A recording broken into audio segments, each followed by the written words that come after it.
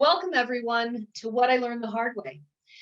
Today we are joined by Michelle Maldonado, who is a senior executive in the alternative investment industry with close to 20 years experience. Michelle, welcome. Thank you for having me, Judith. So Michelle, I will put the question to you. What have you learned the hard way?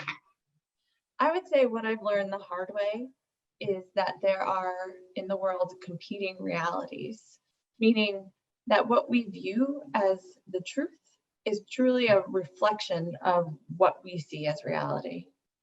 So go a little bit deeper. I have a lot of, I mentor a lot of college students, and a lot of times I think we have to right size our insights for people perhaps that are just starting out. What's another way to say that in its very simplest form? So one of the best examples that I've read of this competing reality is the beach ball example, where if you can imagine a beach ball with all the different stripes on it, and each person is standing on their own stripe, they believe that to be the truth. So I'm standing on the blue stripe. The truth to me is that everything is blue. My CFO or my colleague, or even somebody in my personal life may be standing on the red stripe, and to them, the world is red. And we need to explore each person's reality to understand them better. So give me some examples where this has happened, and perhaps you had to maybe recalibrate.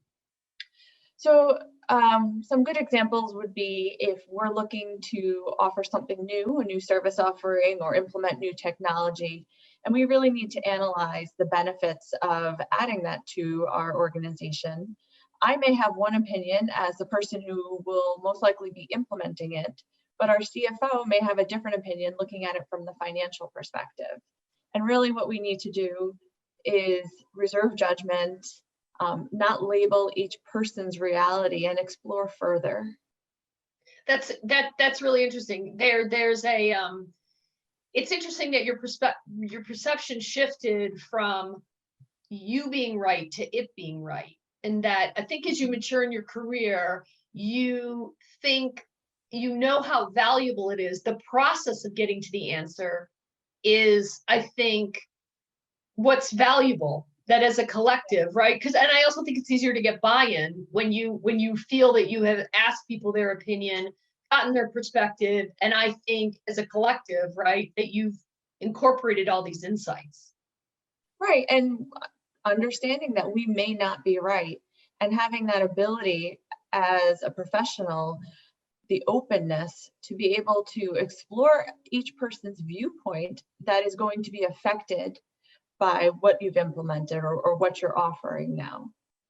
So so that I can again kind of right size this for different people in their career, what, I guess, advice would you give if you were beginning your career, right? Are there questions that people can ask? Is there a way to frame the conversation so that you get to this joint solution?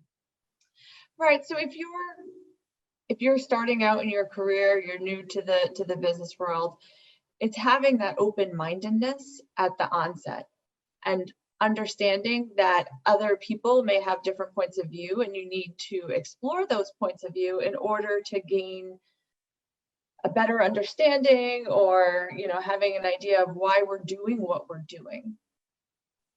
One thing that I learned throughout my career, instead of saying, do you agree, how does this resonate with you?